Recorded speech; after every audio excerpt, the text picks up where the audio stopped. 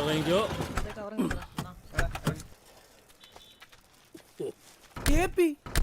Hello, എത്രയാ? 700. 1000 രൂപയുണ്ട്, ബാക്കി 300 വെച്ചോ. ഫ്രണ്ട്സ് വന്നിട്ടുണ്ട്, പാക്കറ്റൊക്കെ അങ്ങോട്ട് കൊടുത്തു.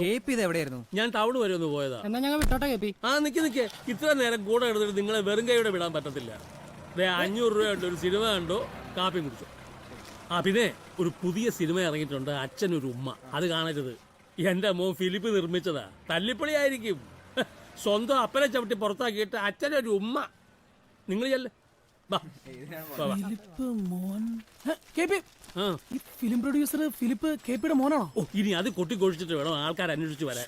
അതെ, ഒരു ചായ കുടിച്ചാലോ? KP കാണാൻ താമരാകെ വിഷമിച്ചിരിക്കുക.